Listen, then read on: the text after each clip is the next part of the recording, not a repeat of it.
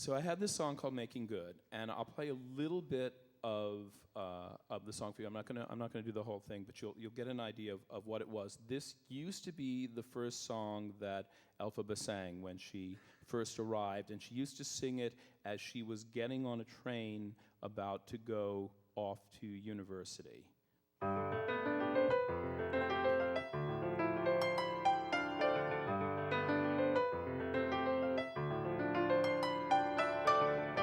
Long, long last, I'm making my way out of here.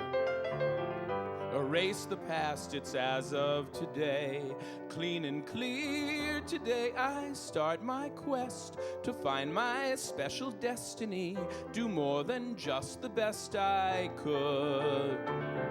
'Cause in my gut, I know I can do something great.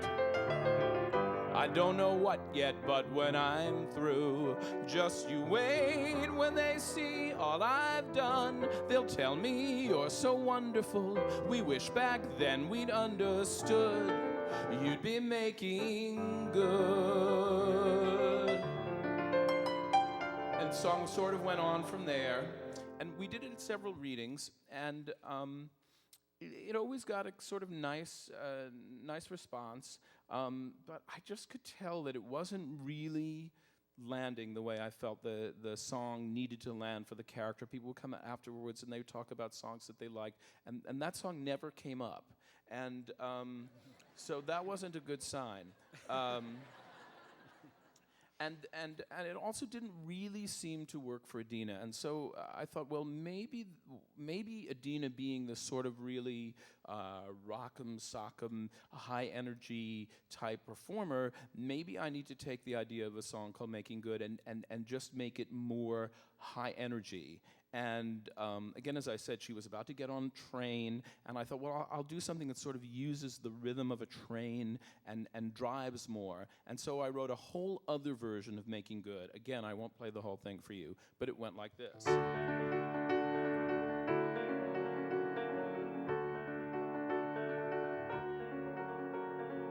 Once that train leaves the station, far away from here I will stay.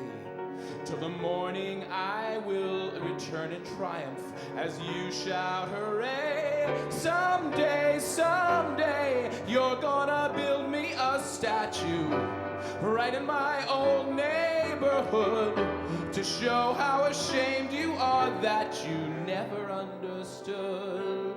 I'd be making good, making good. Sort of and so on, and went on like that.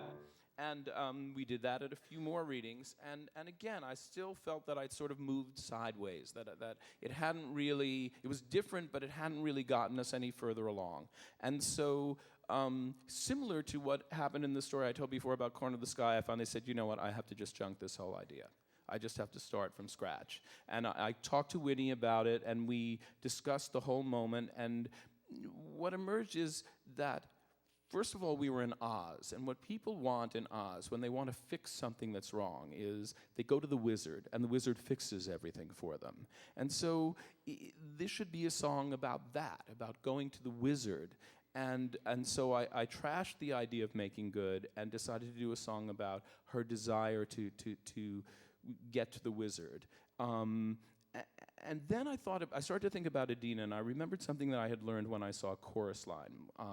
When I saw Chorus Line, and I saw it downtown before it had moved up to Broadway, and I didn't really know very much about it, and the curtain call happened, this famous curtain call, and all these characters came out in their little gold lame suits and gold hats, and they started dancing around the stage.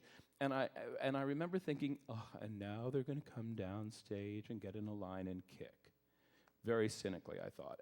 And so they came downstage, danced around, and they came in a line, but they didn't kick. They went around and danced some more. And I thought, oh, okay. And then they came downstage again, and they got in a line, and I thought, well, they're going to kick now, right?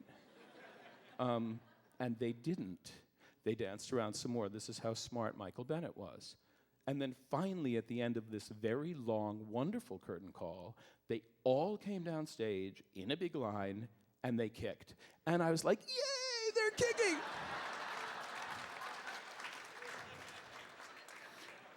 And I learned a very valuable lesson from that, which is if something is obligatory, it's good to make the audience wait for it until they really want it. And I thought about Idina, and I thought, here's what we know about Idina Menzel, the people who know her from Rent and The Wild Party. We know that she's going to come out and belt, because that's what Idina does.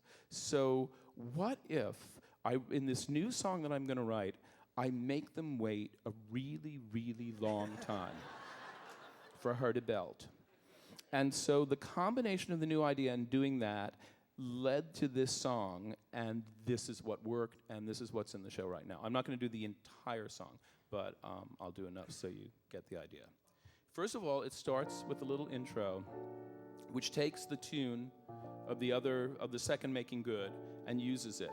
What's happened is that she's just performed a feat of magic at school, somewhat inadvertently, and is ashamed of it, but then gets recognized for it. And she sings, "Did that really just happen? Have I actually understood? This weird quirk I've tried to suppress or hide is a talent that could help me meet the wizard if I make good. So I'll make good." And that's the last mention of making good in the song. Once I meet the wizard, once I prove my worth, and then I meet the wizard, what I've waited for since birth. And with all his wizard wisdom, by my looks he won't be blinded. Do you think the wizard is dumb, or like munchkins, so small-minded? No, he'll say to me, "I see who you truly are, a girl on whom I can rely." And that's how we'll begin, the wizard and I.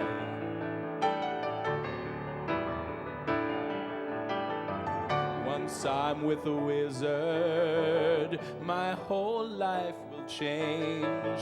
'Cause when you're with a wizard, no one thinks you're strange. No father is not proud of you, no sister acts ashamed, and all of Oz has to love you when by the wizard you're acclaimed. And this gift or this curse I have inside, maybe at last I'll know why. Oh, what a pair we'll be, the wizard and I. What a pair we'll be, the wizard and unlimited. My future is unlimited.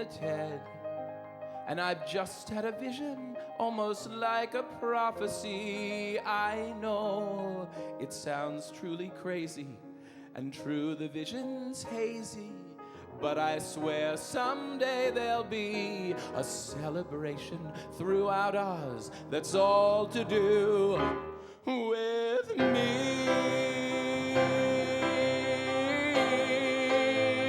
And then she belts, and I'll stand there with the wizard, feeling things I'd never felt. And though I'd never show it, I'll be so happy I could melt. And so it will be for the rest of my life, and I want nothing else till I die, held in such high esteem. When people see me, they will scream, for half of Oz's favorite team, the wizard and I.